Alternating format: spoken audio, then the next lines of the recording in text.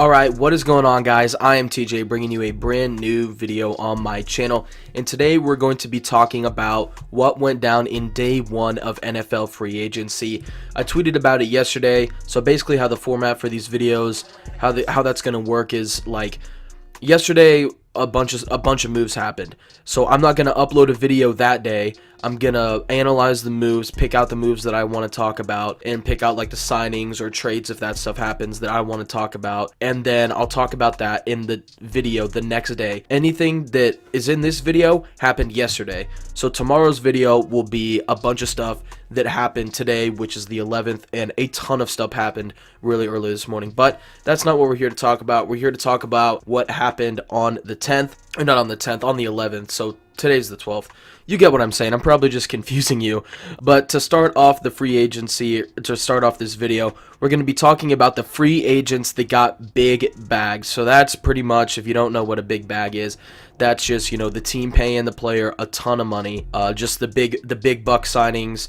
Guys who are getting like 14, 15, you know, 13, 12 million dollars per year. So starting off that group is going to be Trent Brown to the Oakland Raiders, the former San Francisco 49er tackle and the former New England Patriots tackle.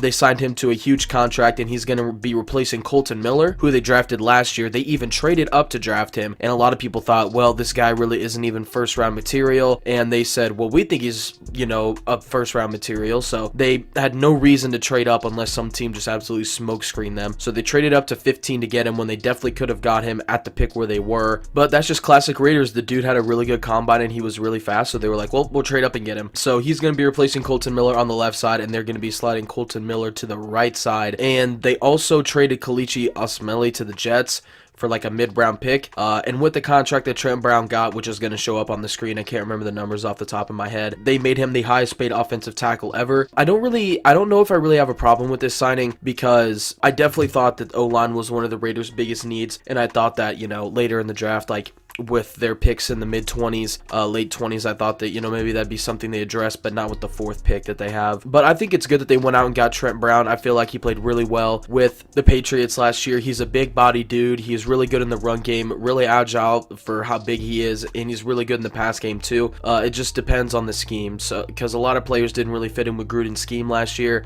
If Trent Brown can fit in with the scheme, then this will be a good signing, but if he underperforms and lets up a bunch of sacks like Kolton Miller did last year, then it's not going to look good on the Raiders. Alright, the next move we're going to be talking about is Landon Collins to the Washington Redskins. They backed up the Brinks truck for Landon Collins. I think it's something like 6 years, $84 million with like $54 million guaranteed. It'll be popping up on the screen. I'm going to edit it in anyway, so you guys will know, but I'm just trying to remember off the top of my head. I mean, they paid a pretty penny for him. They're giving him like 13 or 14 mil a year, something like that, I think. They traded for Clinton Dix at the trade deadline, and then they haven't signed him back yet. They had DJ Swearinger for 2 years, and then they cut him after he had some comments in a post game, and it was really weird. So I guess Landon Collins is the replacement of DJ Swearinger, and that is a total upgrade, because he's like had the most defensive run stops for his safety in the NFL since 2015. He's a really good player in the box, and he can cover tight ends well, and he's good in those hook, curl, and flat area zones. He's really good in that area, so I feel like they're going to get somebody that they've already had in their scheme in DJ Swearinger. They're just pretty much just, it's Landon Collins is just DJ Swearinger on steroids. Not literally, but you know what I'm saying. Alright, the next player that we are going to be talking about is Trey Flowers. He signed with the Detroit Lions, reuniting with his old defensive coordinator, Matt Patricia. Trey Flowers is one of the most underrated and slept on young players in the league. I think he's only like 26 years old. From Arkansas, wasn't a big-time player. I think he was a third-round pick. The Patriots, that's what they do. They turn their mid-round picks into absolute superstars. And Trey Flowers has had he's had a pretty good last, I'd say, 2 years. So he's been in the NFL for 4 years. His second year was okay, but these last 2 years have been absolutely great years. And I don't have a problem with the contract that he got. I'd say it's a little expensive, but the Lions, you know, they're switching up their defenses. Matt Patricia is going back to what he ran when he was in New England, which Trey Flowers fits perfectly because that's where he just played. He's won 2 Super Bowls there. But it does raise the question, who are they going to go after in the draft? Because they're letting Ezekiel Ansah walk. Earlier in the free agency period, they re-signed Romeo Okwara, who they really liked and who played really well for them last year.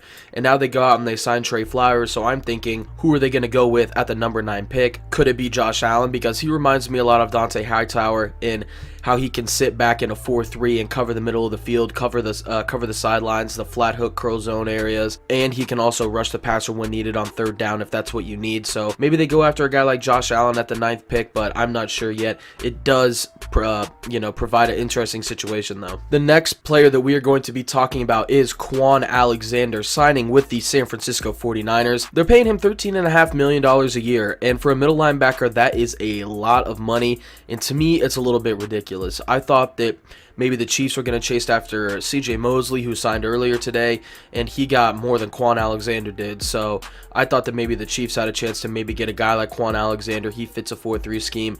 We kind of need another linebacker, but it's debatable. But I didn't want to pay $13.5 million for Quan Alexander. He's a guy that I like watch play. He's a high-energy guy. He had a really good year, not this season because he tore his ACL, but the year before that. He had a really good year, and I really liked how he played. And he was the dude that, if you guys remember, his brother died in, I think, a shooting accident. I can't remember exactly what the accident was, but his brother died, and then he went out against the Atlanta Falcons and had like 2 interceptions and like 13 tackles or something like that. He absolutely went off. You should go look up that game, the Quan Alexander story.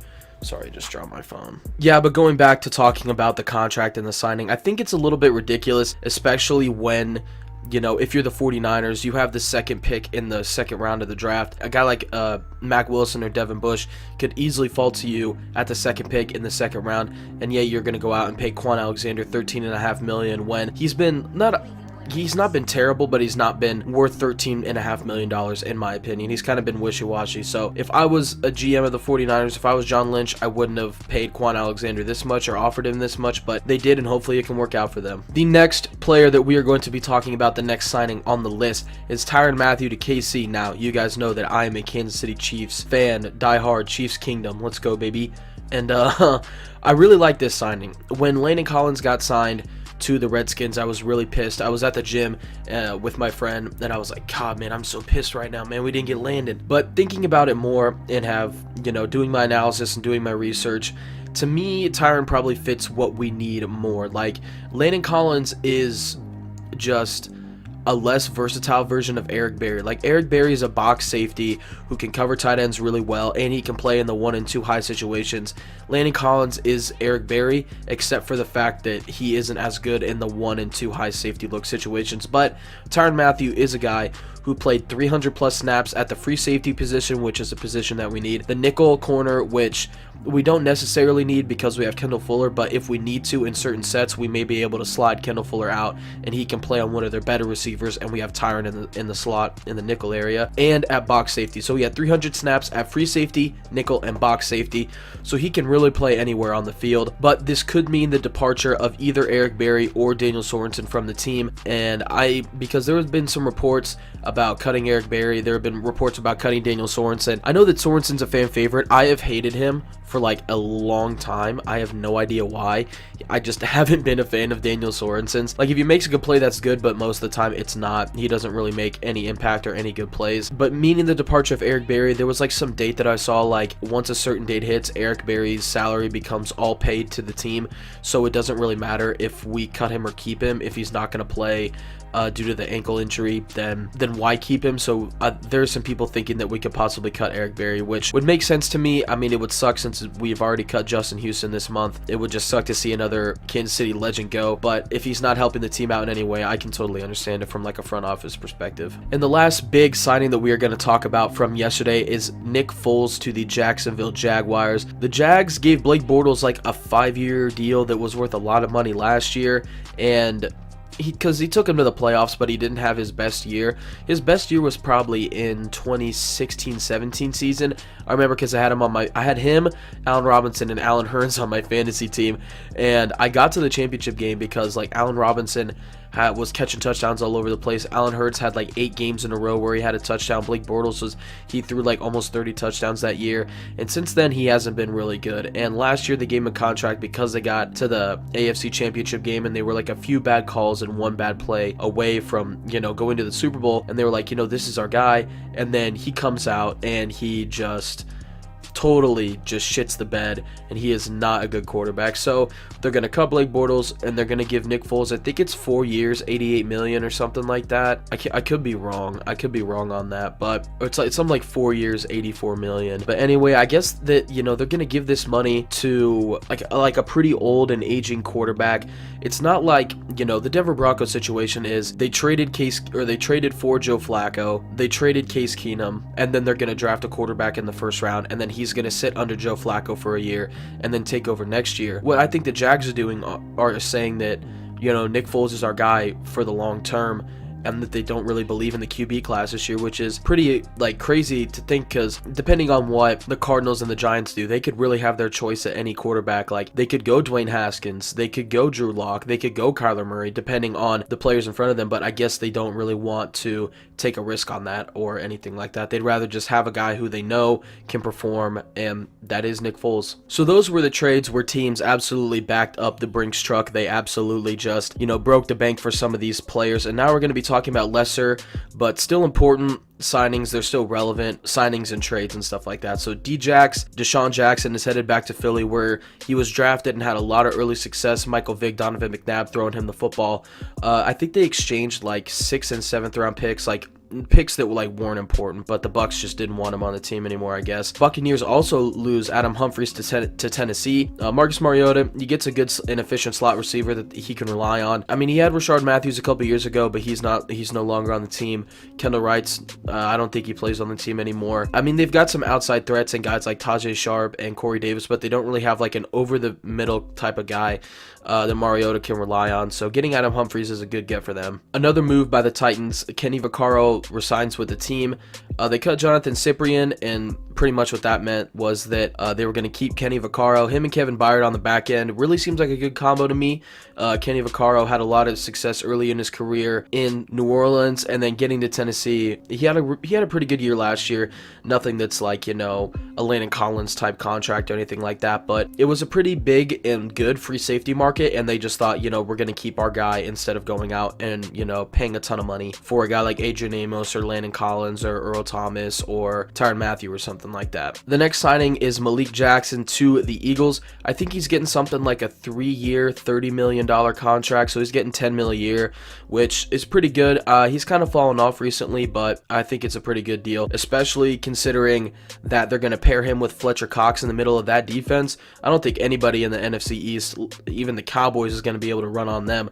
Like, that front seven is scary, man. Scary. Another signing that happened was Jamison Crowder to the New York Jets. They get a versatile slot receiver, a guy who Kirk Cousins and Alex Smith really liked playing in Washington. He was a pretty good player. I wouldn't say that he's not like an elite wide receiver or anything like that, but he's definitely very good in the slot, and they've just got to surround Sam Darnold with weapons if they want to improve as a team. They've got to get him some pass protection and some help in the pocket, which they did by trading for Kalichi Osemele, and now they're going out and getting more wide receiver help. I think that the Jets are heading in the right direction. So those were some of the lesser tier signings, and now these are the WTF signings. So these are signings that I thought were just absolutely insane and ridiculous and probably shouldn't have been done, but they were done anyway, and I can't control it. It's up to the team. So the first WTF signing is Justin Coleman to the Detroit Lions. They gave him like $36 million over 3 years or 4 years or something like that. They made him the highest paid nickel corner in the NFL. He was pretty good for Seattle last year, but I don't know if highest paid nickel corner in the league good last year. And I think it's just a panic of Matt Patricia saying, dude, what the heck is going on? We have the 9th pick in this year's draft. We sucked. So he's just, I think, trying to get as many players that he had with him in Detroit on the team again. You saw him go after Trey Flowers. The Dolphins cut Amendola, and he picked Amendola up on that contract. Justin Coleman played in New England for a little bit, so he went and picked him up when he was a free agent. Matt Patricia's just trying to get guys around him that he's familiar with and that he know his system. In the last WTF trade, there was only two, or not trade, but WTF signing. There was only 2 of them because I thought a lot of the trades were justified due to team needs and stuff like that. But Bobby Hart to Cincinnati, I'm pretty sure he already played in Cincinnati. I couldn't remember off the top of my head, but only 6 offensive tackles gave up 10 plus sacks last year. Colton Miller was on the list. There were a couple other guys, and Bobby Hart was one of them. So he gave up 10, I think he gave up like 10 sacks last year total in 16 games. Not necessarily a good look, but they were definitely due to or worse. Colton Miller gave up like 16 sacks. So with 10 sacks given up over the 16 games that he played, his reward is $7 million a year. They gave him a 3-year, $21 million contract. Now, if you're a team, I don't necessarily know how you have like the conscience to do that. So you're just gonna say, oh, this dude gave up, double-digit sacks, we're gonna pay him. Like, that doesn't make sense to me. They've got a pick in the first round where taking an offensive tackle like Jawan Taylor or Cody Ford or, Jonah Williams, if he falls, wouldn't be a bad idea, but they're going to pay, an unproven, not that great offensive tackle $7 million a year to let up 10 sacks again. If he, mark my words, Bobby Hart's going to let up double-digit sacks next year in Cincinnati. God, I can't talk right now. Alright, that is going to do it for the video, guys. Please leave a like and subscribe if you did enjoy the video. It really does help the channel grow. Let me know what you thought about some of the free agent signings from yesterday in the comment section down below. Tell me the ones that you liked, tell me the ones that you didn't like. Just leave your opinion. I love to go in there and talk with you guys. On a couple of my older videos, I've gotten some comments, and I like to go back and forth, explain myself for why I said this or why I said that. So it's pretty cool to, interact with the people who watch my videos, and I really do like doing it because it's an intelligent conversation. It's never like, you're stupid, I'm stupid, blah, blah, blah, all that stuff. It's like intelligent conversation, like about football. So I really do enjoy that. So let me know your thoughts about, the video, my takes, and any of the signings that went down yesterday in the first day of NFL free agency. But that's going to do it for me, guys. I'm TJ, and I'll see y'all next time. Peace.